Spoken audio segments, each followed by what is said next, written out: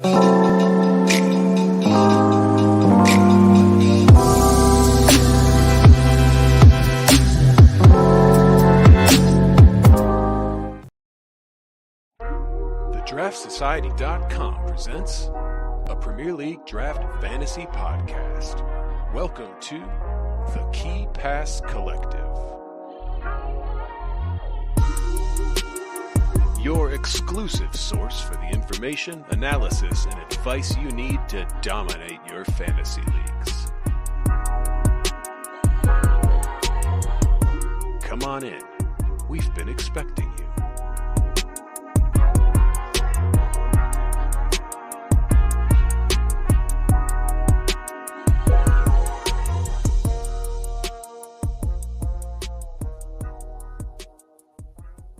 Welcome, listeners. I'm sure you all were expecting Joe, but there's no Joe today. Joe is on holiday, so I'll be umming and ahhing through the intro without the usual tempo that Joe brings to the beginning of the pod. Welcome to our currently one live listener. Hi there. That is two now, one in the morning and one in the evening. Hey guys. So this is the Key Pass Collective, the audio companion to the Draft Society, where we have a site full of draft fantasy information and everything you need to dominate your leagues. We have top 75 consensus ranks. We have weekly articles about the waiver wire. We have Sleepers 11, which is one of our most sought after articles that gets you 11 to 15 players that you should pick up and you would be able to pick up that are due a big game by Gavin. We have useful draft stats if you're not satisfied with the stats that Fantrax site provides. We have crunched the numbers for you, and we have them in a good looking table there, and a lot more if you want to do a bit more, a deeper dive. Then we have the inner circle, where we have our weekly rest of the season player rankings by Robbie. We have our points projections every week by Draft Lad. We have consensus ranks that are currently updated through the last international break, but they are sortable and searchable for analysts. We have some extra weekly articles that are behind the very, very low paywall that you don't even have to jump over. You just have to step over it, essentially. We have the set piece taker tracker. We have the fixture difficulty tracker and a lot more. But our piece de resistance is the fantasy toolkit. It is all of our help or all of our advice molded into one app that you can use to help you with your fantasy decisions, and it is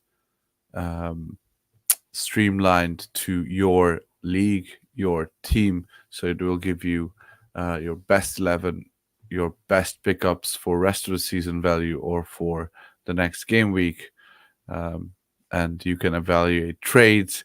You can look at your league's power rankings, which team is the team to beat, and much, much more. Check it out. We have a running offer for anyone who is subscribed to our monthly pass to try out our toolkit for 2 weeks, and then they can sign up for the season pass. Without further ado, I'd like to welcome two of the three people I'll be talking to today. You know them. They need little introduction. Here is Robbie. Hi, Robbie. Hey, bud. How's it going? All good. And Ryan, hi Ryan. And if it's happening, then we'll be expecting Sanji too. How you doing, guys? Good. Although usually when you say you know them, you follow that up with you love them. But I guess that doesn't really apply here. I mean, you know them. We'll see. Well, you know them. Yeah, That's it. That's. I didn't want to lie. I didn't want to lie. Yeah. No, that's totally fair. Yeah. Good stuff. Yeah, I think I'm a bit frazzled already just by getting all the stats and ranks done already today. But hey ho, same again Friday, right? Yeah. Let's do it again. And we have Sanji here as well. Oh, did someone say ranks? Luckily, we all don't have to do ranks until maybe mid-January or even March. So it's only Robbie that has to do them weekly, which will be a challenge. Let's just say that for the upcoming few weeks. I was inspired by an iconic TV show, a UK TV show, The Thick of It, for this week's episode, and I had some time to talk about. So we'll have a PSA before we go into it, and then we'll have a new drop for our The Thick of It segment. Sanji, is that Malouda behind you? Yeah, he's been doing mediocre 2000s Chelsea players for the last month. It was like your head was in the way. I couldn't quite tell, but yeah. Sorry, my head's pretty massive, just like Didier Drogba. I heard he has a very big head, so I've been told. Does he? Yeah. So my neighbor back in Trinidad, he's like the in charge of like Caribbean Football Union, let's say general secretary. So he did like a FIFA Masters program. He's played football with like Zanetti, Cambia. So he's like good mates with Essien. So he had the chance to meet Drogba. And the first thing he told me was, Drogba's head is massive, yo. I was like, cool. Nice. This is what you tune in for. Yeah, the insight. Just a few degrees away, from Odegaard, from Gabriel Jesus. It's just a matter of time. Inshallah. Sure. So before we move further into our quick pod on Monday, here is the PSA. I wanted to say to you by way of introductory remarks, in my quest to try and make you understand the level of my unhappiness, I'm likely to use an awful lot of what we would call violent sexual imagery. And I just wanted to check that neither of you would be terribly offended by that. So that is what you can look forward to with the drop for The Thick of It. So today we will talk about the upcoming fixture congestion a bit and how we plan for it, who we are looking to keep or drop, and then we'll have a quick waivers and stashes segment that Draft Lad was kind enough to add some thoughts to. So start of the fixture congestions, what to do. I don't just take this fucking job home, I take this job home, it fucking ties me to the bed, and it fucking fucks me from arsehole to breakfast. Then it wakes me up in the morning with a cup full of piss slung in my face, slaps me about the chops to make sure I'm awake enough so it can kick me in the fucking bollocks. This job has taken me in every hole in my fucking body. Malcolm, it's gone. You can't know Malcolm because Malcolm is not here. So you know when you upload to YouTube, there's like a checkbox, like, is this safe for kids? Are we saying yes? We are not saying yes. This is definitely an 18 plus episode of the Keep Ass Collective, inspired by Armando Iannucci's classic. So let's start with talking about some tactics for the upcoming few game weeks. Some of it we have already talked about. Most of it you have read or heard us mention. But let's open these tactics up for some discussions. Ryan, let's start with your lot. All right. Talked about it quite a bit over the years, but obviously this is more than any other time of the season, but it also applies, I think, for the entire season, is to be nimble and flexible, and to have at least a few open slots on your team to stream folks. With the fixtures coming thick and fast, there's going to be so much rotation. It's going to make your head spin. So you're going to need to start preparing for that. And ideally, you've already started to do this, but a good way of not killing your team while also opening up slots for streamers and rotation are 2-for-1 trades. They've gotten a bad name over the course of past few seasons, I would say, but they are very useful. Trading 2 decent players for a better player is a way to kind of upgrade your team, but also get you some very valuable open slots. So this is the time to do that. Cutting the fat, which is basically what I just said. Dropping like your 50-50 players, looking over the next fixture or two. If they're not a top 50 player and you're not planning on starting them in either of those fixtures, then you just have to start dropping. So those are my quick and dirty tips for the festive season. So it doesn't it's not related to this upcoming schedule, but would you ever do a 2-for-1 trade the other way around? Because obviously we have been mentioning this for a long time. We've suggested it in our trade articles. I had a long running trade tactics set of articles that had it in it. So yeah, we obviously it sort of makes sense for making space on your roster. But would you ever do 1-for-2 trade? Yeah, I mean, value's value. I've definitely done it in the past, but it's not ideal. If I've got the right offer, yeah, certainly I would think about it. But I'm usually offering the other way around. I think it depends on your squad as well. You know, if you're struggling for value in your team, then it can actually make sense. And how you want to play as well. If you like to have lots of open roster spots, then you want the 2-for-1s, but you can be on the other side and hoard a load of value, and that can actually help in terms of having some good rest of season value. But I think last year I did what was it in the Gold League? It was JWP and Gundo for Tony, and that it did work out in the end. But it's just like there can be value to be had. It's just if you want to take it.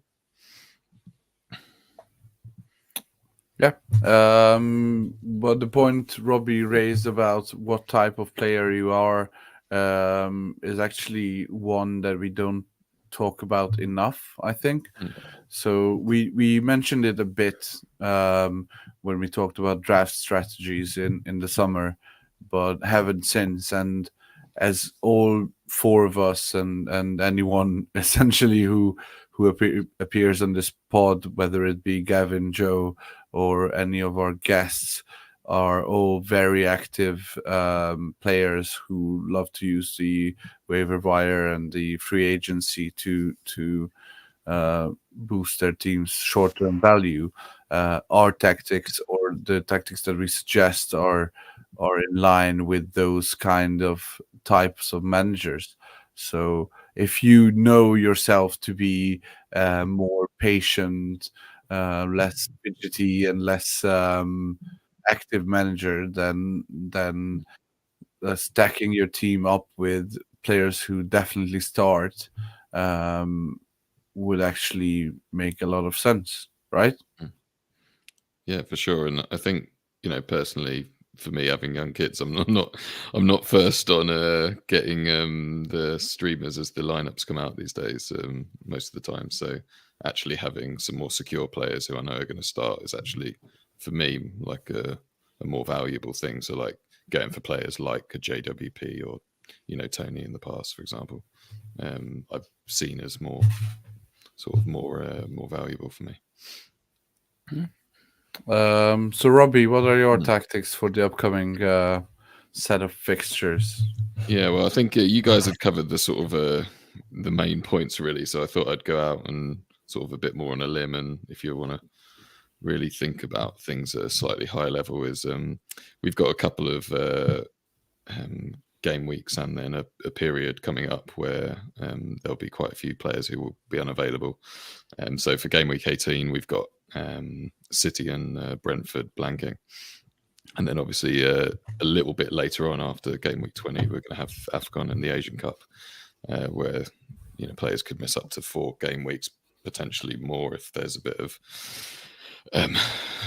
how would you say, celebrate too many celebrations, like a Grealish style sort of thing going on. So just like obviously don't sell off family silver, but just maybe think, okay, maybe if you have one of these players, it's not too bad. If you have 2, if you have 3 or 4, you start to think, okay, I'm going to be pretty stuffed in this week. But then you also want to go and look at, who do your opponents have? Are they in a worse boat? Do you need to do this sort of thing? So just have a look at your roster, have a think about some of the players, some of the sort of bottlenecks your team could get into, especially considering all the rotation and everything that we're going to see in the future. Going into these game weeks. So would you say Brian Mbomo is your prime candidate for trade out? Yeah, I mean, there's a lot of things going against him in some ways. Like, blanking game week 18, goes off to AFCON. Tony's back. When he comes back, so his role in the team will be slightly different. I mean, obviously Tony could have a move, but yeah, there's a lot of things there that could potentially cull his value, but and it it's gonna come around quicker than you think, which is why I put ASAP on the end there, because if you're going to do it and retain most of that value, I think you've got to do it pretty soon. Yeah, but do you really expect Mbeumo to drop off when he comes back from AFCON? Let's say assume Tony's still in the team. He was still a good asset, right? Maybe not as good as what he started the season as, but I think it's still with a player that you hold on to at this point. I mean, I understand the point that you mentioned. I understand. I understand the point. No, I get that. Like, I mean, I'm a Mbeumo owner, and I was considering sending out a trade. Like, for example, I mean, people know I'm a big TBB fan, and he's now coming back into form as well. And that's a player that I was looking to, offer as like an Mbeumo 1-to-1, because I think right now Mbeumo probably has his highest value. But even if you miss that trade window, it's not a bad option to be left with after AFCON moving forward for the rest of the season. No, of course, it's just it's just realizing his value at the moment, and it's going to drop. So you just that's so high. That's all there is to it. I mean, like you said, you're not going to be. I mean, Tony could even leave, in a transfer as well, and then Mbeumo's still got his high value. So there's risks either way. It's just in case. Yeah. How high are we going though? What, in terms of his value? I mean, I've ranked him about 10th, right? I think something around then. So or 11th or 12th. So T-Bebe seems about right? Alvarez maybe as well. If you could do that, yeah. Although, I mean, he's another one where when KDB comes back, we were discussing earlier, weren't we, Tony? It's like, what's going to happen with that? And I don't think it's necessarily positive for Alvarez. But yeah. Yeah, I mean, if you don't want to trade out one of your mainstays in the first part of the season in Mbeumo, then the same is true to a lesser extent for Jan Wissa, as in lesser value but more risk, because he's missing the same amount of games, but he's at much more risk than Mbeumo. Oh yeah, shout out to Fundada, who was asking me to big up Wisa in the pod. So he was trying to trade him out in the group. So. Yeah, I mean, he's an amazing player. He is. God, what a guy! Exactly, absolute god. I've heard he rejected the calling of Democratic Republic of Congo. There you go. That's when they come knocking. That's a tough no. I mean, I've heard that he's considered a 1 week loan for game week 18 so that he can play. Mm. But only Man City came in knocking and said he can't go there. So yeah, definitely keep Wissa until you're offered Alvarez or the likes. You're right. Sanji, you put in a cryptic sentence. Play with your head, not your heart. Tell us. Whatever do you mean? In my defense, I was filling this in just minutes before we went live because I was coming back from No a work defense event. needed. It is the best advice. Right. I mean, I mean, play with your head, not your heart. For our podcast listeners that can't be with us live on the YouTube stream, if you can't, make sure you're there the next time. But basically, what I mean is there are still assets that are, over 50, over 60% owned in leagues, which I think you should be dropping, because if push comes to shove and you're like one asset away from a win, why wouldn't you drop the likes of like Ben Chilwell, Julio Enciso? Like, take the gamble. I mean, maybe it depends on the type of manager that you are and where you are in your standings and stuff like that. But when the game weeks are coming thick and fast like this, and you're guaranteed a win, sometimes I think you need to make those tough calls. Like, for example, I was stashing Harvey Barnes for like weeks on end, hoping that I could ride it out. But then injuries are like coming in thick and fast. Like Eze is getting injured, Jota's getting injured. Just highly owned assets, first few round picks are getting injured, and managers, I think, are having to rely on their bench more so now than ever before. So I think, you need to maybe make some tough calls and start streaming instead of just, settling for these results that could cost you a title come end of the season. So do we need to talk about our version of the crazy hot scale from How I Met Your Mother? What's the cross point of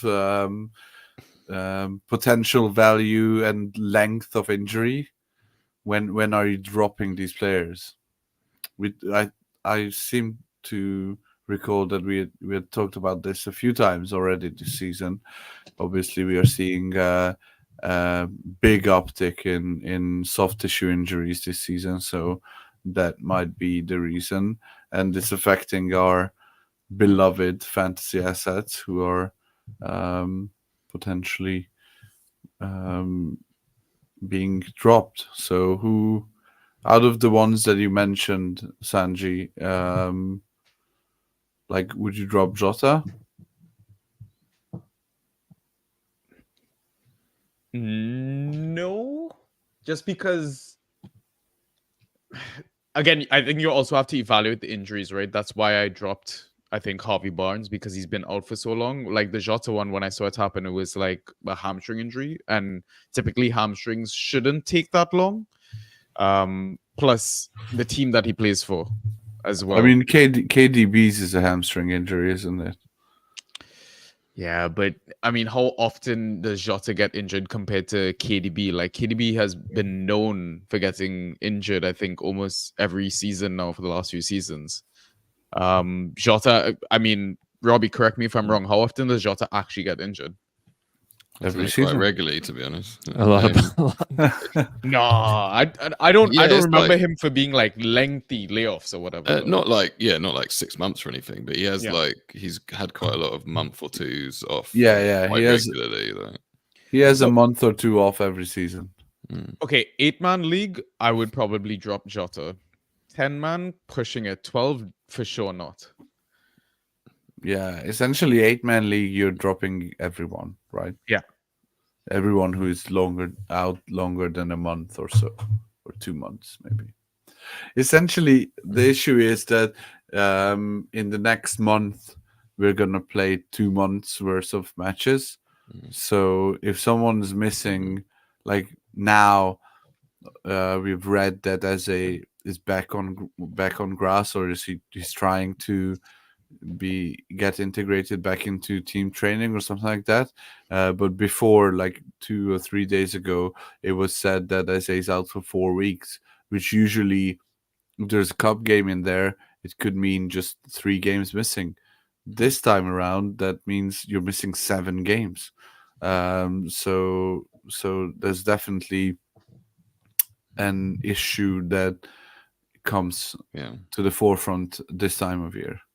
Yeah, I certainly think you'll get. It sort of comes to the crunch, doesn't it? You're sort of halfway through the game week and you've had a load of people rotated, not started, that you can't drop. And then, like, for example, we were chatting in the Discord, like someone with Stupinan. It's like, well, how long's he out for? We don't know. Long term, right? Cheers to Zerby. But like you're faced with that point. You're like, it comes to the crunch, and you're like, well, what are you going to do, right? And you have to. I think before the game week starts, you sort of need to be ready and be prepared to feel if you're going to actually be able to drop someone or not. Yeah, I haven't seen a Stupinan dropped anywhere in my leagues, but he's definitely teetering for me. I have him in my home league, and if he's one of those guys that if it's the last game or close to the last game of the game week and I could potentially go for a win, then I could end up dropping him. Like another player that is very highly rostered right now, injured, Andrew Robertson, 85% rostered. Like, that shouldn't be happening right now. Is there any news of him coming back anytime soon, Robbie? I think he's like sort of mid-end of Jan, I think, is was the original prognosis. So. But even 12-man, you'd be dropping him, right? If I had him... Yeah, I think I probably would have dropped him at the point that he'd got injured, yeah. Now, I don't know. Yeah, that's difficult. Without an IR spot, I think you'd probably be dropping. Like I say, the thing is, you have a timeline on him, and he'll come back, and that position has been decent enough. So, yeah, that's like a sort of one of those for me in between. Yeah, that's a close one. Before we go to our next slide, which is essentially talking about some players that we have already mentioned, my tactic is for those who don't have the toolkit, which you should get. This is a prehistoric tactic that I used to use before the help of the toolkit, was to check out last week's or last game week's drops, because just like we were talking about, people will get stuck during the game week itself and will end up dropping players of value during the game week who will then slide into the next waiver period. So do check out the transaction history page on your Fantrax app or site, so that you can have a quick look at who might have been dropped of value, because just going by the players page sorted by points scored might not get you all the value that you can have for the upcoming game week. Next set of players that we should talk about are stashes. These are players that might be valuable in the long run, meaning that either they're not definite starters or they're not playing against easy opponents in the next few weeks, but are worth a hold for the upcoming fixture run. Sanji, who are your two? Love that you start with me so I can contradict myself immediately. So I've got Harvey Barnes. It's in the script, man. It's in the script. Yeah, I know.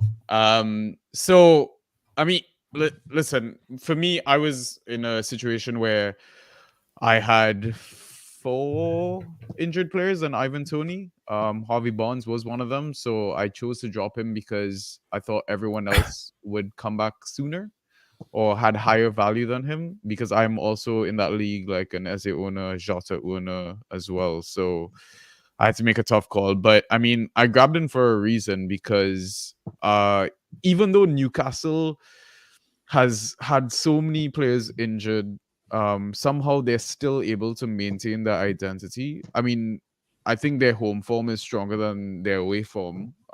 Like St. James Park is just a very difficult place to go play right now.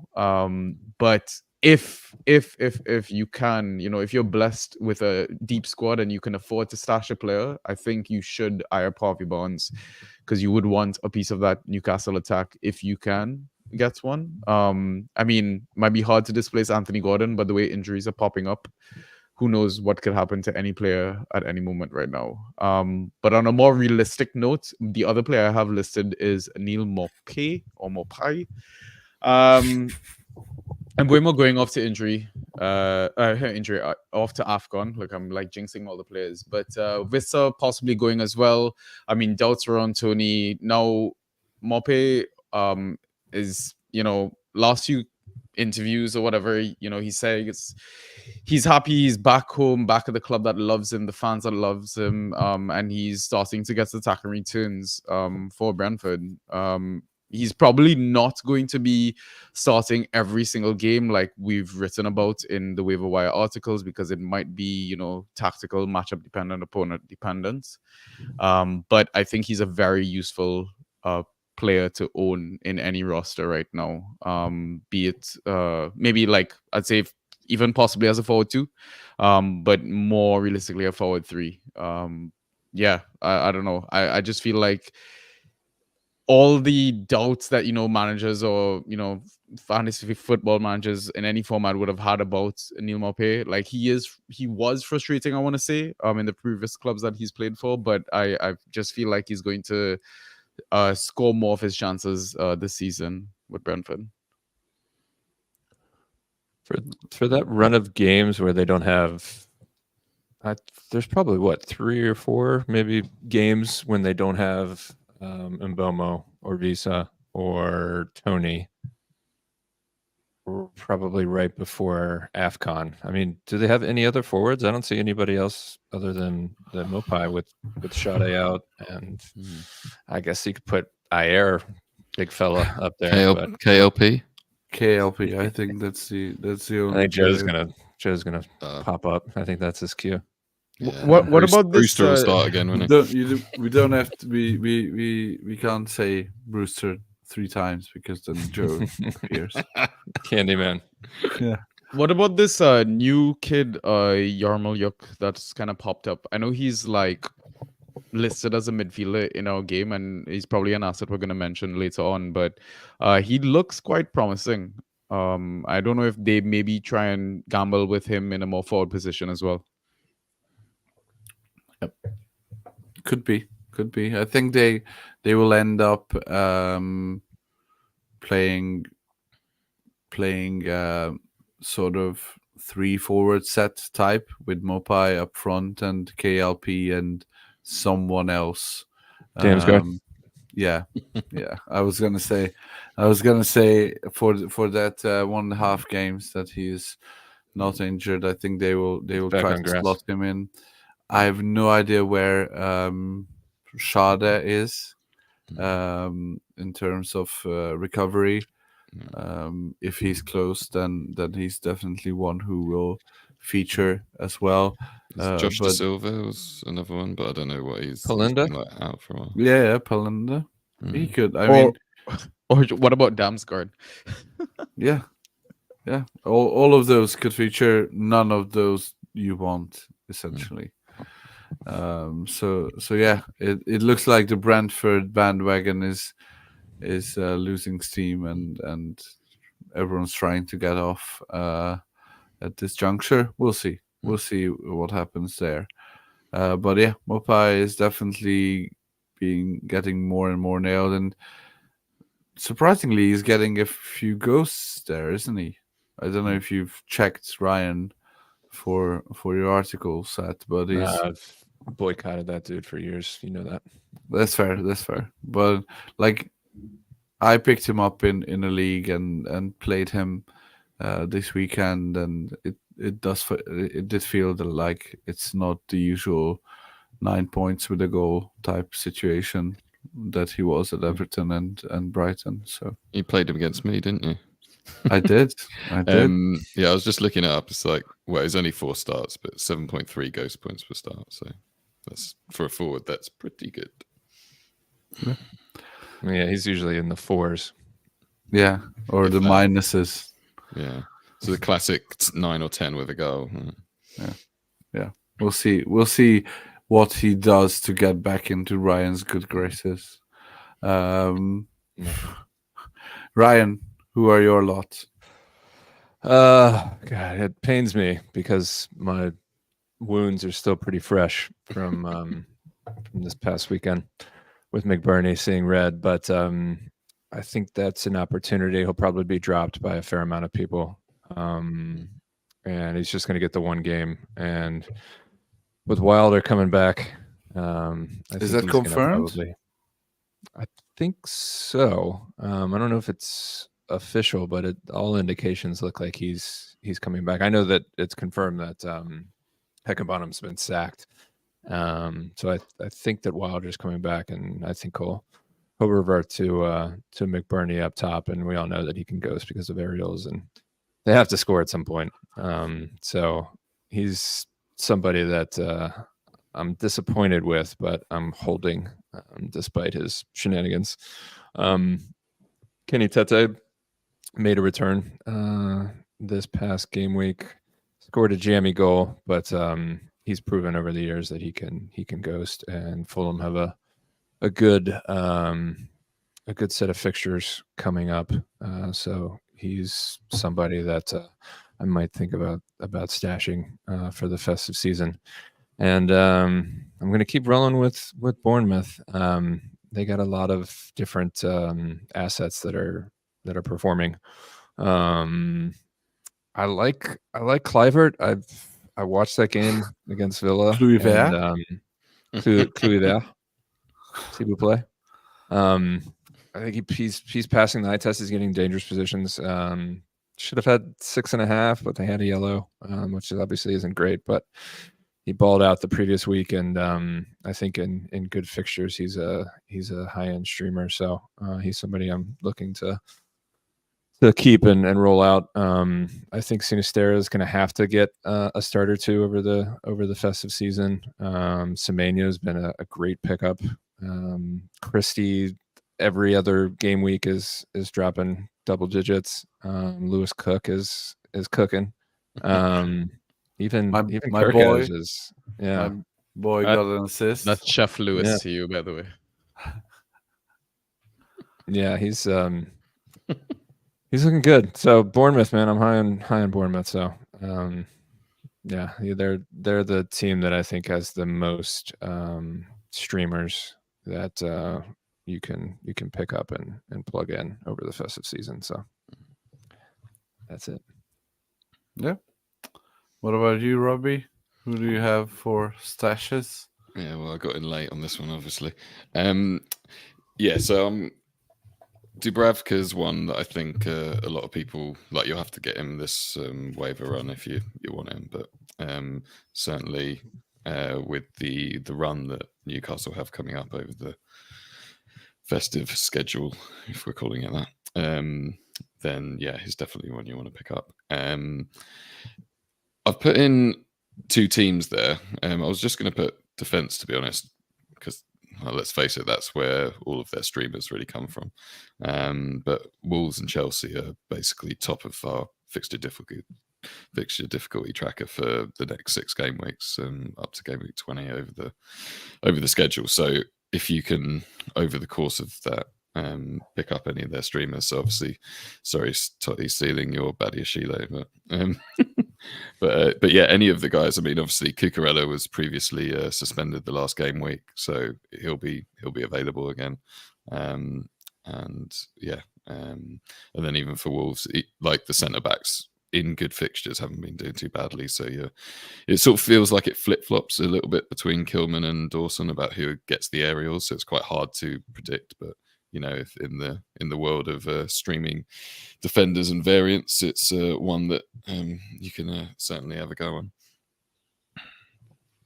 Yeah, I have Buddy Ashile and Hudson-Odoi, who we thought might start this weekend and ended up not starting, but is definitely back from injury, and his glorious 2 games before he got injured are live in our minds. So yeah, for us to have decent-ish fixtures coming up as well. So I had flagged those guys. That said, I'm still not convinced by Chelsea at all. Like Badiashile can pop up with a return of some kind, or maybe a decent ghosting game, but he's definitely one of those guys that I'm dropping first if there is a high upside streamer who becomes available any given game week, because he's just a sort of let's get the numbers going type of player for me, at least. I'm not. Although, as you said, Robbie, Chelsea and Wolves have the best fixtures coming up.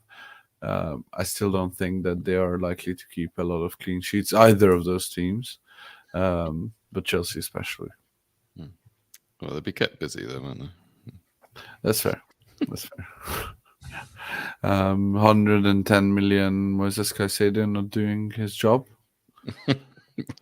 This is it. You're not going to rise to it, aren't you? I'm here for a Gameweek 15 pod, not a Chelsea bash pod.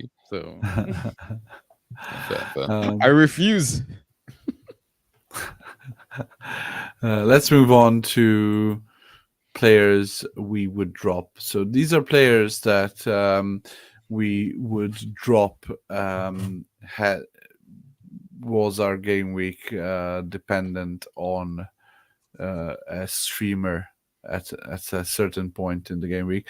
And if for video listeners and viewers, I had put in Robbie's most recent set of ranks from rank 60 to rank 91, and because essentially, and Robbie usually says that after 100 everyone's a streamer, and it's mainly based on potential who people are ranking higher or lower. But in these cutthroat situations that are going to be happening these upcoming game weeks, you might have to push that line of droppable up a bit further, and I thought that our lines would be somewhere around these players. So, Robbie, who do you have for droppable players? Yeah, so I mean, I suppose in this one I haven't actually pushed the boat out to rank below 100, but they have been recently much higher than 100. So, and I imagine a lot of people will be wondering what the hell to do with them. But I put Udogie and Cash in there. Their recent form's been horrible, so it feels like they have a bit of name value. Udogie mostly because he looks like he's so attacking, yet he keeps just not actually doing anything when he gets in good positions. And he just lives to save his life, so to save their lives. So yeah, it's he lives on the opposition box. Like he's always up there, but it doesn't translate to points. Yeah. Yeah, and for cash, I mean, I know Sanji had John on his pod, a big Villa fan, and I sort of thought, I don't know, I'll have a look at Cash's numbers to ask him a question. And if you take out that Burnley fixture, I think is where he got like, was it 20, 30 points, something like that? He's literally on 4 points per start or something. So it's can you imagine? It's just painful, isn't it? Like you watch it every week, and I tried to come up with some sort of criteria about when I would start him, and I think it's you know, mate, like obviously you're going to start anyone against the promoted sides pretty much at this point. So away to a promoted side, sure. At home to a non sort of top 6 or whatever you want to call it, maybe top 8 or 10 side, and that's it. So you're barely starting him in 50% of games. Is he really worth holding? Yeah. So I mean, you saw even against Bournemouth they conceded again. So it's yeah, get rid of him if you have to. Yeah, he's been dropped. We talked about these two last. Yeah, was that last week or 2 weeks ago? Last I said they were. Yeah, I said they were droppable, and I got rid of Udogie for some fab, and I'm so happy. So happy I was able to do that. Yeah, I was sending out like 5 fab offers all around the leagues I had him, but no one took anything. So yeah. But Cash is the one I'm a bit more sort of like been umming and ahhing about for ages, but I think I just need to bite the bullet. I think I'd be more bullish on Udogie than Cash, to be honest. At least Spurs' fixtures are starting to soften up again. Yeah, Romero coming back helps. Yeah. Yeah. So Cash is. Yeah, I don't know what to say about Cash. I would definitely drop him. Yeah. Anyway, but yeah, that was a personal dilemma. Anyway. Yeah, I think we went pretty safe on our picks here, so we'll circle back to the slide before so that we could push the envelope a bit. Yeah. Ryan, who have you got? I got Bailey and Mikolenko. I didn't think Mikolenko was safe at all. I mean, Robbie sent me some opening salvos about that one. And I don't think your Anthony Robinson one is either, Tony, after that indomitable display at Anfield. But yeah, Bailey is just, when he starts, he plays well this season. So I got to give him that. I was completely out on him. But he's played his way back into the side. He just doesn't start consistently enough, and he's still pretty goal dependent. And I think he probably is somebody who has a bit of name recognition at this point as well. So I tried to get maybe a few fab for him. I sold him for $5, I think last week. So he's not a immediate drop. He just got a goal over the weekend against Bournemouth. So I try and get a couple bucks for him, but ultimately I think he's droppable. Mikolenko, I think, is a sell high. Again, he's not a immediate drop. He's been doing pretty well, but I don't think it's going to be sustainable. So I try to get something for him as well. But in an absolute pinch, I think he could be droppable as well. Yeah, I had my reasoning for Robinson was similar to yours with Mikolenko, although the fixtures definitely are in favor of Fulham. But I think this run that Fulham, this goal scoring run that Fulham are on, and especially the run that Anthony is on, is unsustainable. He's had 3 assists in the last 3 games. He had that 13 interception game against Liverpool in Gameweek 14. In the 13 game weeks before that, he had 19 interceptions altogether. So I definitely think that was the outlier, and it's not like he will be an interception machine from now on, an interceptor from now on. So yeah, I would don't get me wrong, he has value. I would definitely try to keep him. But in my mind, this segment was more about, keep them if you can. But if somebody good comes up, then drop them. So it's like the question would be, Ibu Konate is free in your league, and it turns out that he's starting.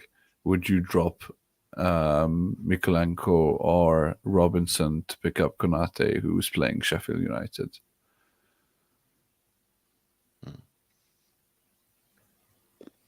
I would, personally. I would drop Mikolenko and Robinson.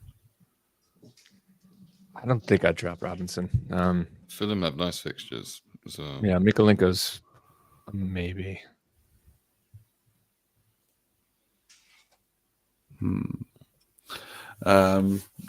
Sanji wrote he would drop Manchester City defenders. The issue is that why would you have Manchester City defenders to drop?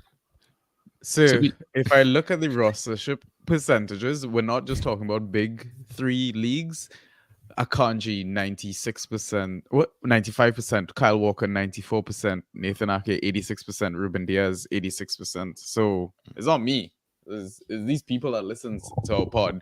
They need to drop their City players. Like the ownership should not be this high at all in no format of any game. Like, listen, they're a great team.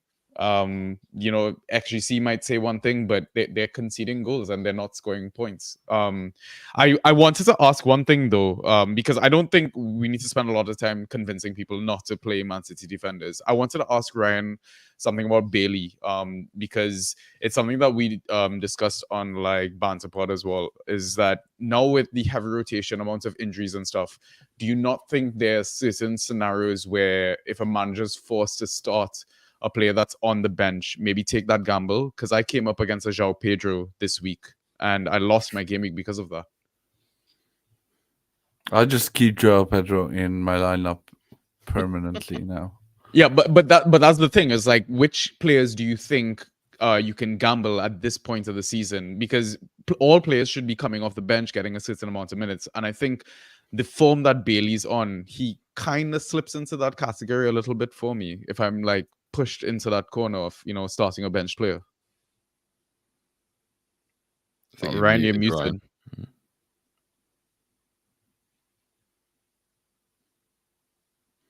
This new mic is going well, though. I'm gonna need to buy another one, mate. Christmas is coming around the corner. Yeah. I mean, to be honest, I was surprised to see that. Well, I'm not necessarily surprised, but that Bailey had started 3 games. I mean, in a row? Well, no, just total. Oh yeah, okay. Yeah. And it's like, well, that would have been like proper surprise. Yeah. But I mean, we've had a lot of discussions this week about starting players from the bench. Just on average, it's not going to work. It doesn't, like, the numbers don't stack up. But if you force yourself into a corner, then there are certain players which may be more desirable than others to do it with. Yeah. You back, Ryan? No. He ain't back. We heard that. We heard the fuck's sake. All right. Okay, you hear me now? Yeah. Mike just needed some flavor, yo. Yeah, just all right. There it is. I think Villa and Brighton are the two teams that are ripe for that, because they seemingly make halftime swaps every game. So yeah, Bailey coming on at right after the half. Same with João Pedro. They're the two that are pretty conducive for starting from the bench. I still don't like doing it, but yeah, as Robbie mentioned, if you're in a pinch, those two are pretty much nailed on to come on in the second half and at least do something, and with the potential of getting in return. Yeah, I think Draft Thoughts looked into this, and what was the numbers? It was roughly 5.8. Yeah, and that was based on players who have a points per 90 of over 13 or something. So you're looking at, these are only the really good guys, if you will. And if you do start them off the bench, that's the average that you'll be expected to get. Yeah, but that's 5.8 for the players who actually came on. So I think it was, if you factor in those players that you started but they never made it. You have to factor that in as well. Yeah. Q Sarabia. Then it falls to like below 3 or somewhere around that. So definitely not something that we would recommend or advise to do.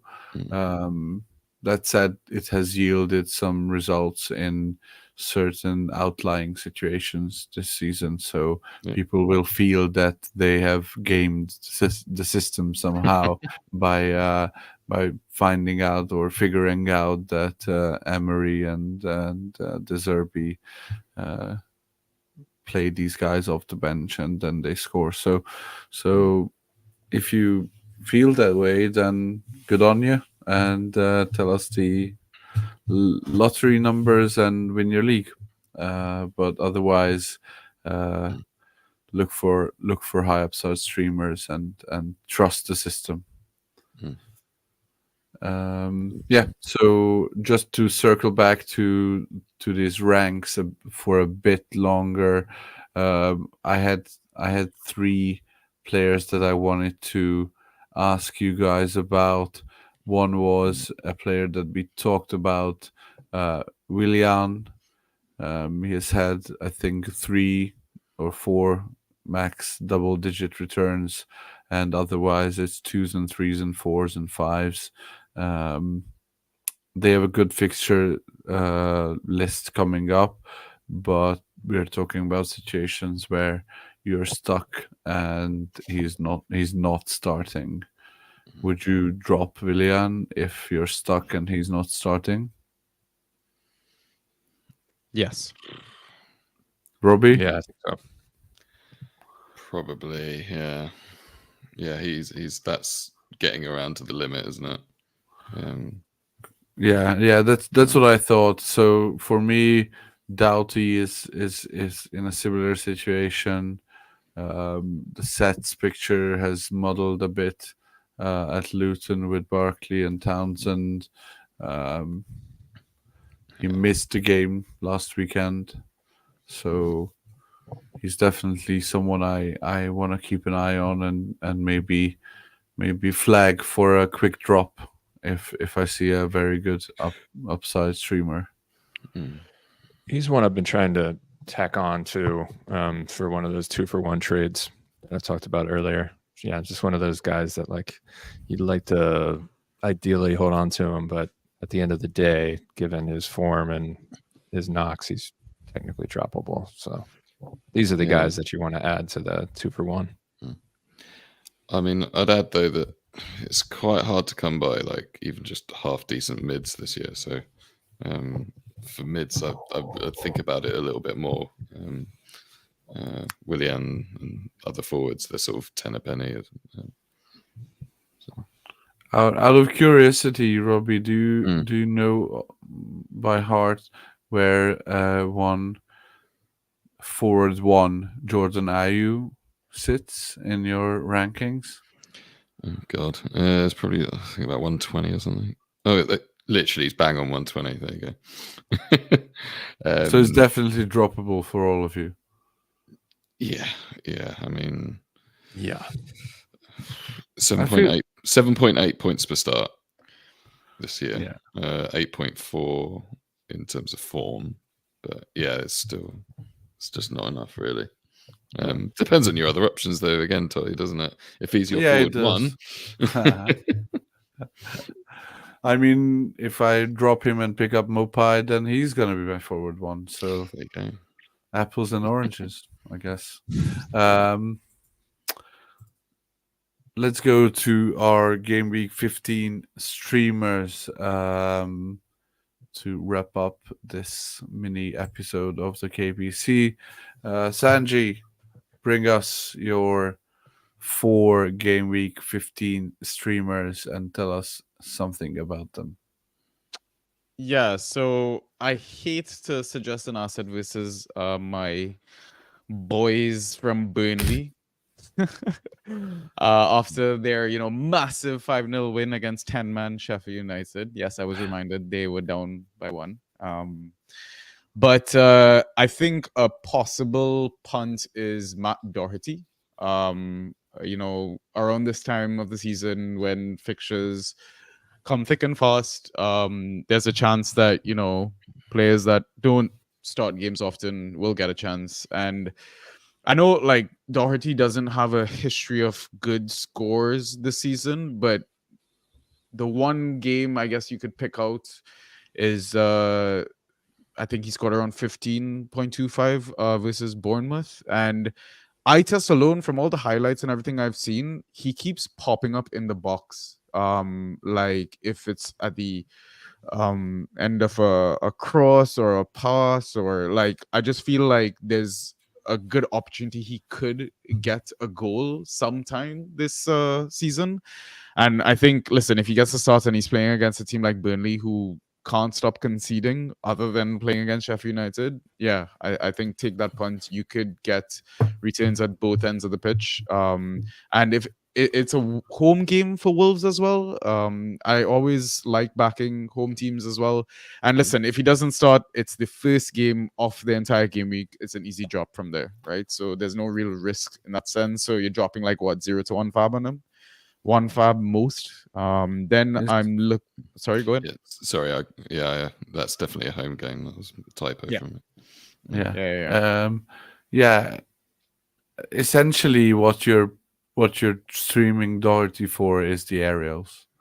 I think in that 13-point game, he got 8 aerials, 9 maybe, which is just so almost as random as Anthony Robinson's 13 interceptions. Yeah, but again, like my call is not just like speaking aerials. Like I'm speaking about just his positioning on the pitch. It's just like getting into such attacking positions. You're putting yourself in that spot to win the upside of that gamble, right? So that's why I'm gonna go there. Next option, Dubravka versus Everton. So unfortunately, Nick Pope is out for 4 to 5 months. I saw in multiple fantasy group chats that there's rumors about DDG possibly getting signed on, etc., etc. But I don't think Newcastle are that daft to go there. I think they will trust Dubravka. And at the moment, I think Nick Pope is the third best goalkeeping asset. He's ranked, I think, like 13th for saves. So in my head, that kind of means like, okay, then Newcastle defense is a reason why they've allowed Nick Pope, I think, to have the most clean sheets of the season so far with 6. So I think there's a chance that if you can get a piece of one of the best defenses in the league at the moment, like the only other one I think is Arsenal. So yeah, I mean, I think you can get a great asset in Dubravka. It's just that I don't know if you're going to be able to stream him, and depending on when you hear this pod or whatever, if you're going in before waivers, like at most I would spend 5 fab, but I think this is one up for debate amongst managers from various leagues, right? I mean, you have to know your opponents, how they spend their money. Like I've heard somebody say they'll spend as high as 10 as well, right? So I don't, depending on your price, like I think he is definitely with a grab. Who else? Next, we got Felipe at Fulham. They're away. So Willy Bolly had started the last game week, and I was so happy because I have him in Dynasty, and we know how well he's scored this season every time he's played. I mean, even in the 45 minutes that he played, he got 7 points. So unfortunately, that was short-lived. And so Enzo Felipe, there was, a lot of talks about him coming back. He was bouncing around with his solid and broken red flags. But yeah, I think now he might have a nail spot. So in his 45 minutes, he scored 2.75 points despite conceding 1 goal and getting 1 yellow card. I mean, in his past, he was averaging around 7 to 8 points. And during that time, he only kept 1 clean sheet last season. So he's an absolute ghost machine. And I think in a season where defenders are scoring such shit, I think Felipe is a defender. If you can get him, definitely try and get him. And then final punt for me is Yarmul Yuk versus Brighton. Again, I mean, the fixture is good. Like, Brighton will always concede goals. I think it's in their DNA. Like, any game with Brighton, there's going to be goals for or against. And even the fixture after that, like, they're playing Sheffield United. Like, again, it's one of those players where he passes the eye test for me. His ghost points haven't been fantastic, but I think the last one he got like 9 or something like that. But again, looks a physical player popping up in the box. I just feel like he could be on the end of an attack return, just given the opposition and the amount of chances that they give up to their opponents. So yeah, those are my picks. Nice one. Ryan? Yeah, so talked about Kluivert earlier. Hull is such a weird team to play against, but I think he should have some good chances in that fixture. Vitaly Janelt has been playing left back for Brentford, and he should be pretty active against Brighton. He's coming off 8.5 against Arsenal, and then double digits this past game week. So if you're in a pinch for a midfielder, he should be able to do a job. Sarabia versus Burnley. Yeah, I mean he was one of the first to come on as a sub against Arsenal. Looked pretty lively. So clearly the Instagram, Twitter thing with O'Neill has been resolved. So he might actually get a start midweek. And obviously, as we've talked about, that fixture versus Burnley is as good as it gets, and it's an early fixture, and you can drop him, yada yada yada. So he's probably one of the most high upside streamers if he starts. So he's worth punting on. This is the opposite because it's, I think, the last fixture on Thursday, which makes it really tricky because you never know if Hall is going to start. But he's one of those guys. If he does start, he ghosts and he scores well. But obviously, he needs some cover, or have Hall as cover for somebody in one of those Thursday fixtures. So that's your lot. Do you think Hall starts instead of Livramento? I think they're going to have to rotate at some point. There's just so many fixtures, and the PSG and Man United back to back is just a lot. I don't know when he's going to pull the trigger, if it's this one or I don't know who they play over the weekend, but this might be one for Hall. But again, it's a coin flip and it's the later game, so that's the riskiest of the bunch. But away at Spurs on the weekend, so so it could very well be. And then after that is Milan, right? So a must-win game for them. Yeah, win and in. Is it win and in? I think they're relying on PSG Dortmund game, so they need PSG to not win. I think, something like that. So. Which is a shame because they were playing so well. Yeah. Good for us if they go out and we have Newcastle players though. But they'd go into Europa, right? Because they would probably get. Yeah, they would. Yeah, that's fair. Yeah, that would be. But that's not any better though. Like, even worse. Yeah, they might win the damn thing. And also, it means that it's gonna be Thursday, Sunday, for the second half of the season, which is not good, as a heavy investor in Brighton and Liverpool can attest to that. I know the Thursday, Sunday grind more than most. Robbie, tell us your streamers. Yeah, so I clearly put Badiashile there and then before I saw your stash. So the main point, United are crap. Sorry. So start anyone against them. But in more seriousness, definitely someone I might stash for a little bit longer term because of the fixtures. I've got Castagna in there against Forest. Tete's just come back from injury, although he did well. I think, especially with it being such a close turnaround, he could come back in for the midweek fixture. So it's it's on the Wednesday early enough. So if he doesn't start, it's an easy drop. But and Forest are really bad away from home, and they don't, with Awani out, they don't really have a goal scorer, and it's sort of tough to see where the goals are coming from. So some decent clean sheet potential there as well. Another one who didn't start on the weekend but could come back in, especially after ghosting out of his mind for his limited minutes that he came on for, is Gudmundsson. So away at Wolves, not the best but not the worst fixture. Sort of a strange fixture. You don't know what you're going to get from it, but certainly he has a lot of ghosting potential, as I know Sanji is waxed lyrical about recently. Another one which is a sort of bit more punty in terms of starting, but if we see some rotation in the Arsenal side, especially thinking, okay, it's an easier fixture against Luton, then Kiwior could come in. I don't know whether they would, like Arteta will do it. I mean, Ryan will have a bit more, but it's a Tuesday. It's a Tuesday fixture. Like you've got nothing to lose. Just stash him. If he starts, you can plug him in. If not, go for it. I mean, Arsenal in terms of XG conceded are by far and away the best team for clean sheet potential in the league. So yeah, go for it if you can. Yeah, there was a tough fixture, as you know. Robbie. Yeah.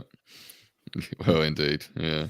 I mean, I think our teams are playing very different tactically this season. So. There was some embargoed quotes I had read recently as well from Arteta about him praising the partnership between Gabriel and Saliba. So I would be very hard pressed to see him break that up, given their small lead at the moment in the table. I would assume he would just want to kick on from there. If anything, maybe Kiro gets the Champions League game now that Arsenal have kind of tied things up in that tournament. That's the fixture. I think we'll see some rotation. And if Kivor came in, I think it'd probably at left back at the expense of Zinchenko. But he doesn't like rotating, and I don't think this is enough to do it. The only reason maybe if Tomiyasu and White are both out. I think White's back. Yeah, that would be. Isn't he? But I think White. Yeah, White came on as a sub, so he should be good to go. So I'm expecting Zinchenko and White, but we'll see. I mean, I like seeing. I don't really get the Nketiah shots because Jesus was subbed off around the 60th minute. So I think he gets the start versus Luton Town. Martinelli, I think, would be the one that would be gassed the most, probably coming back from Brazil and starting every game since. So I'm fearful about that. But yeah, he just doesn't like to rotate, and I don't know if, and he's not going to take this game lightly. So I think the Champions League one will be the one where he rotates. So we'll see. Do you not think in a game against, especially away at Luton, like the aerial bombardment that you're going to get, then like a Kiwior instead of Zinchenko might make sense? And that might, yeah. Zinchenko's been going the game against Wolves. He was going pretty wild in terms of what he was doing in the sort of his own third, like pretty standard, yeah. Yeah, standard stuff. But do you really want to be doing that when? But yeah, anyway. Yeah, if Keyboard starts, it'll probably be at left back. Yeah, and I don't know. I think Zinchenko has been so injury prone over the years. I just consistently starting him just seems a bit crazy to me. But yeah. I think would be the only surprise defender if they did come in would be that keyboard for Zinchenko. This is a good segue into asking you guys whether there is anyone. So Liverpool are playing Sheffield United and Arsenal are playing Luton. So these should be the two most one-sided fixtures in the whole calendar. and although we've gone on to discuss at length that Arteta is probably not going to rotate, but are there any Arsenal or Liverpool fringe, like proper fringe players that might surprise us? And if they do, then you wouldn't start them? So essentially, I'm asking, I don't want to get into saying no, Ben Doak wouldn't start, because that's like, we know Kiwior won't start. We know Reece Nelson is very unlikely to start. We know whatever. But if they start, if Smith Rowe starts, I don't know if he's healthy.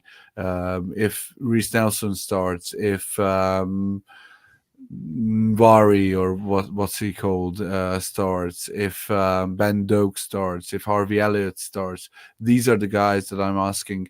Are there any of these Liverpool or Arsenal players that you would be anxious to start? Indo, probably I wouldn't start. Yeah, Curtis Jones is also like a...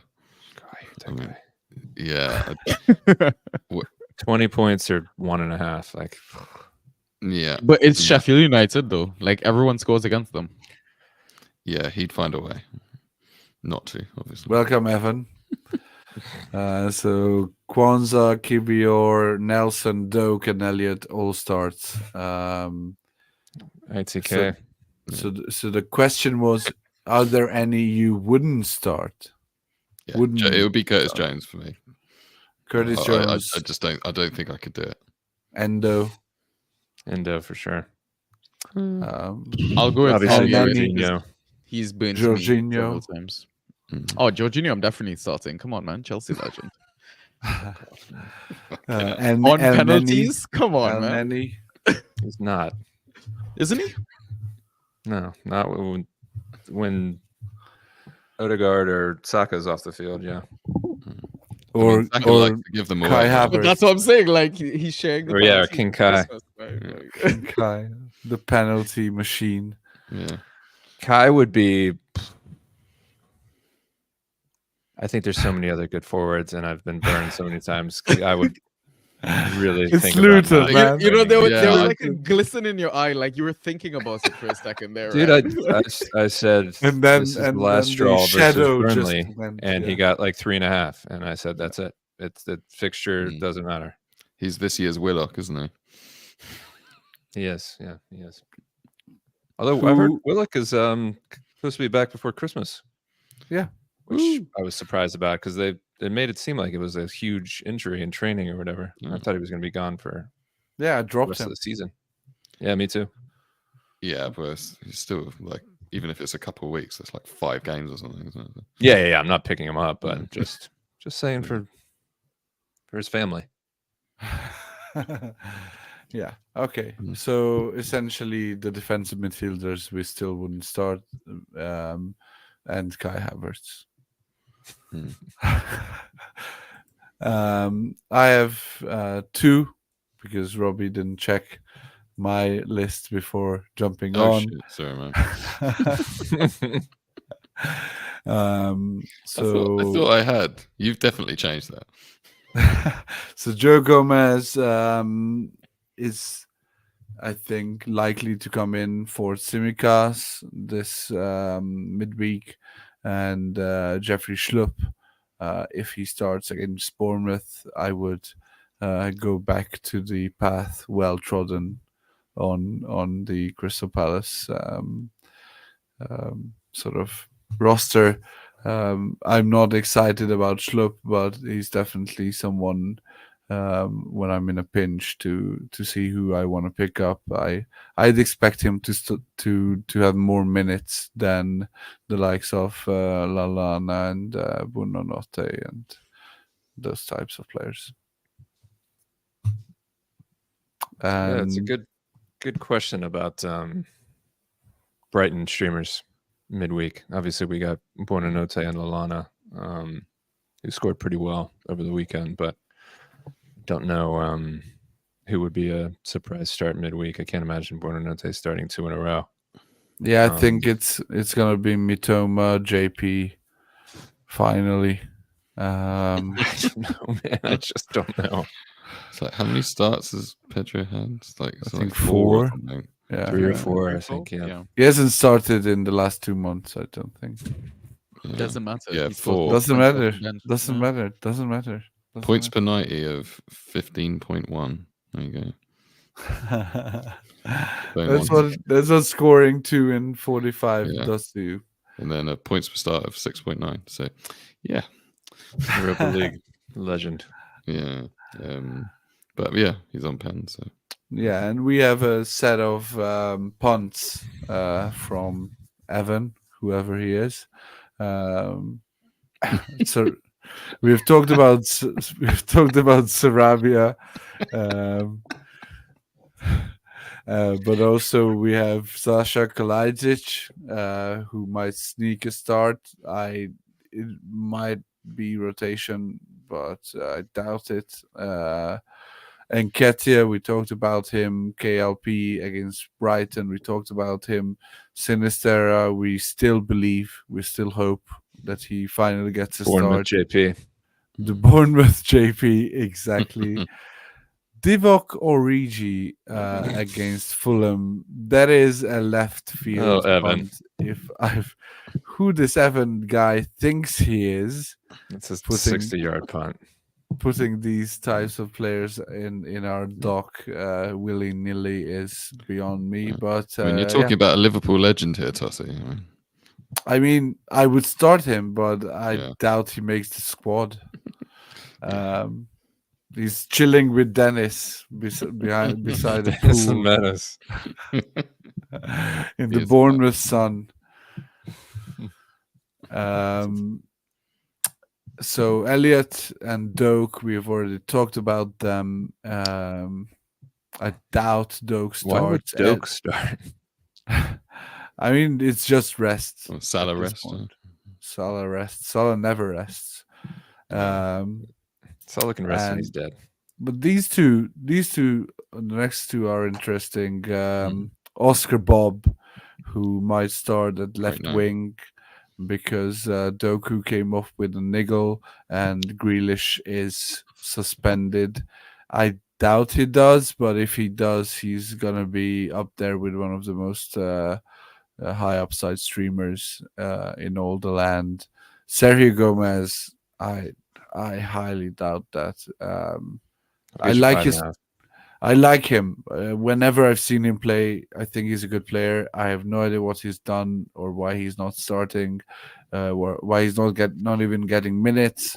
But Oscar Bob, yeah, I like that shout.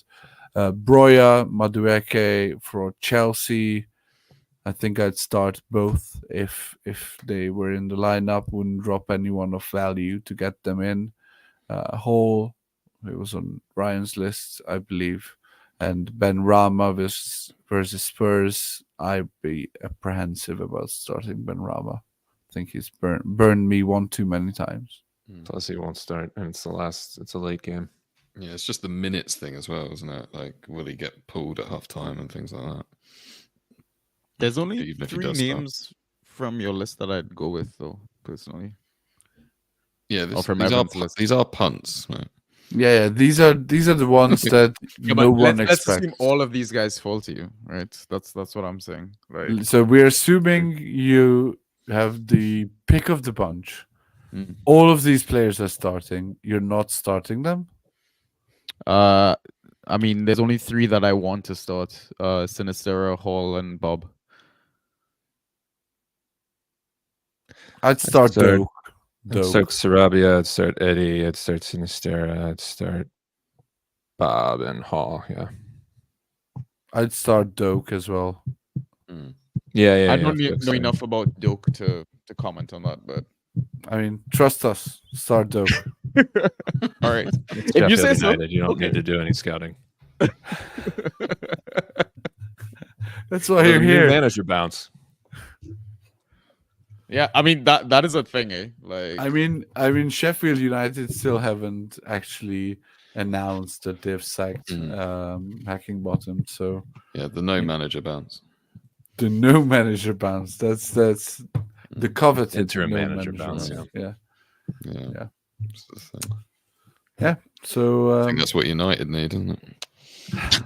I think United need a lot, bro. Like Steve McLaren time. Well, I mean, over half the squad apparently are not happy with them. So there you go, mutiny abound. Avram Grant. He'd be No. perfect. Gus Hiddink, come on now. If we're gonna pull rabbits out of the hat, I have, Rafa back.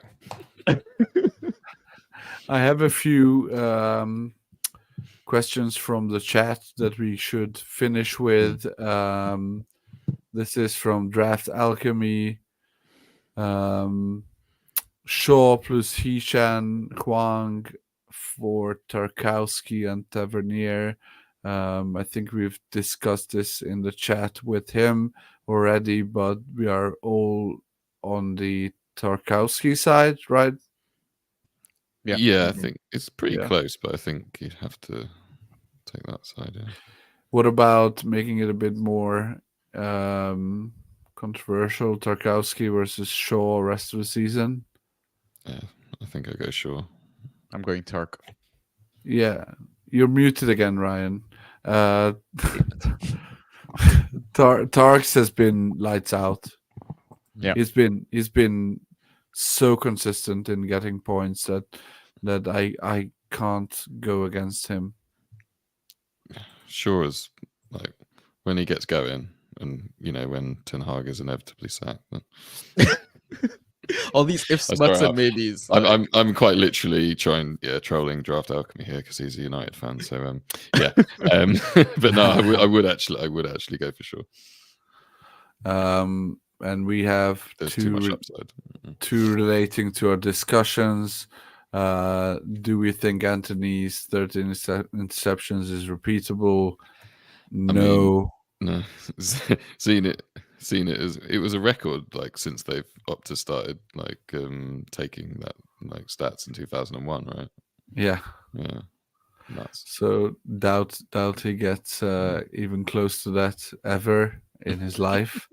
And one more, roaming John Stones worth a gamble. This was when Sanji was discussing he would drop Man City defenders.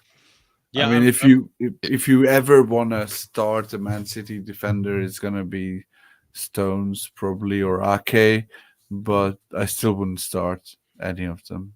Like they conceded against Sheffield United. I figured out the mute button. Sorry. Well, You can hear me now, right? Yes. No. Yeah, there's No. there's a sensitive button on here that I kept pressing. nice one. I'm smart. I'm really, really smart. But with the Man City thing, it's one of those situations where their role, I think, will change at any point during any fixture, during any game. Like Pep is a madman. Just don't take the risk. Let someone else take that gamble. Yeah. Enjoy facing two City defenders who then concede in the 90th minute. Yeah, I don't know. I think I'd probably like stash Stones if he's starting. He's streamable. Yeah, he's the one that I'd go for. And Aki, if you actually look at the points he scored, like he's only started half the games. Again, this is the problem. We're coming up to this schedule where there's going to be lots of rotation, and can you really hold them through a game where they don't start? So yeah, that's the problem we're talking about here. When is the Club World Cup? Do we know? Game week 18 is when the.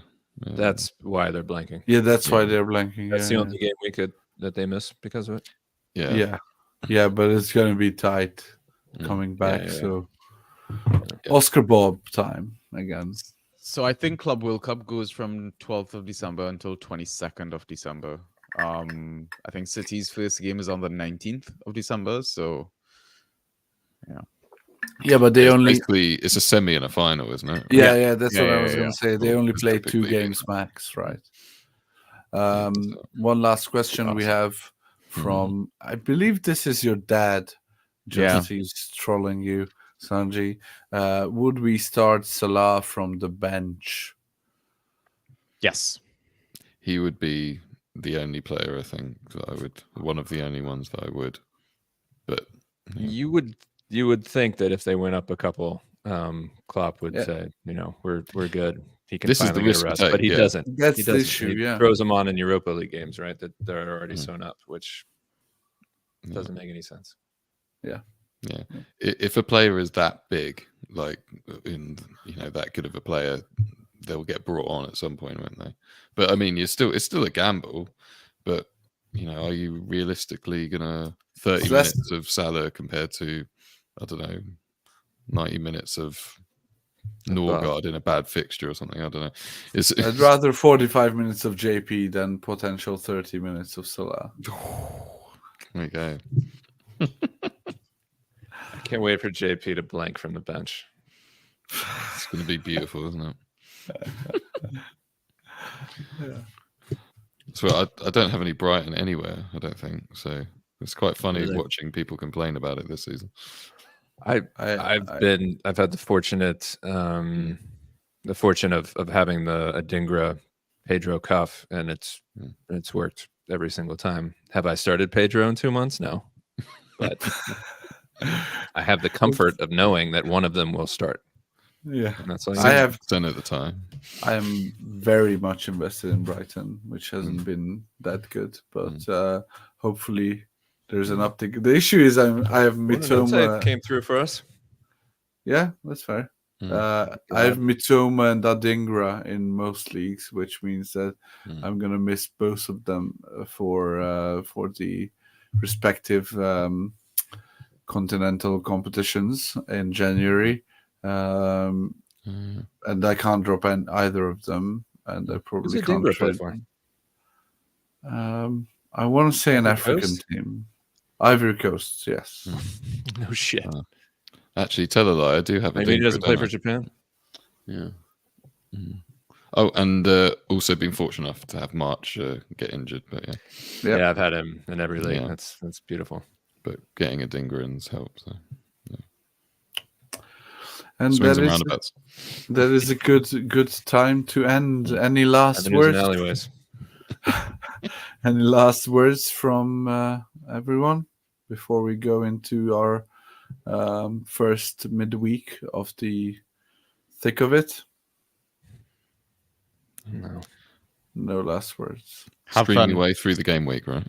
Stream your way through the game week. That's a very for Tuesday, Wednesday, Thursday. It's spread out. Stream your way through it. Be smart. Use your head, like Sanji said. Sangi. Listen to your heart. Exactly. Listen to your heart, then use your head. Like the one that you wear on your sleeve. I think one thing is like if by Wednesday you've kind of lost your game week, like halfway through, like half your players aren't starting, just accept the loss and maybe start grabbing some assets for the next game week, which is just a few days away. Yeah, I mean, just plan ahead if all hope is lost. That's fair. That's fair. That's enough last words for everyone.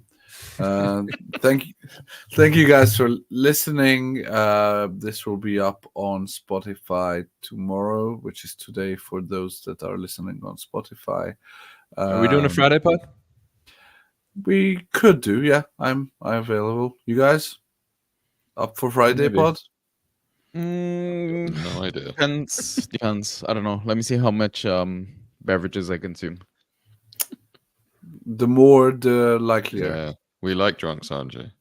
We like drunk Sanjay. I mean, Thursday too. If Joe's not eaten by alligator, then he might be up for a Friday one too. Yeah. We'll see. We'll see. Okay, accosted by a Goofy or Donald Duck. Oh, I hope he shows up in Disney gear next pod. Mickey ears for sure. Yeah. Yep. So we'll do the next pod whenever we do the next pod.